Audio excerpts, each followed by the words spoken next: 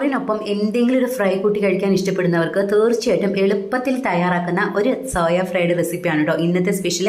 അതിനായിട്ട് സോയ നല്ലപോലെ ഒന്ന് കഴുകി, നല്ല തിളച്ച വെള്ളത്തിൽ കഴുകി അതൊന്ന് പിഴിഞ്ഞ് മാറ്റി വെച്ചിട്ടുണ്ട്.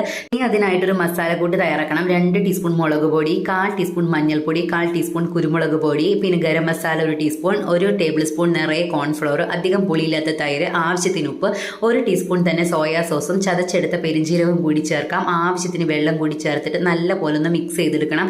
ഏകദേശം ഇതേപോലെ ഒരു കട്ടിക്ക് നമുക്ക് ആ ബാറ്റർ അങ്ങോട്ട് തയ്യാറാക്കണം കേട്ടോ. അതിനുശേഷം 2 ടീസ്പൂൺ ഇഞ്ചി വെളുത്തുള്ളി പേസ്റ്റും കൂടി ചേർത്തിട്ട് ഒന്നുകൂടെ ഒന്ന് മിക്സ് ചെയ്തെടുക്കണം.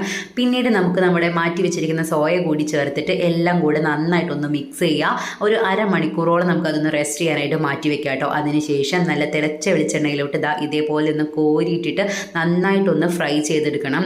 ഏകദേശം ഒരു മീഡിയം ഫ്ലെയിമിൽ വെച്ചിട്ട് ഒരു 5 മിനിറ്റ് തിരിച്ചും മറിച്ചും നന്നായിട്ടൊന്ന് ഫ്രൈ ചെയ്തെടുക്കുക.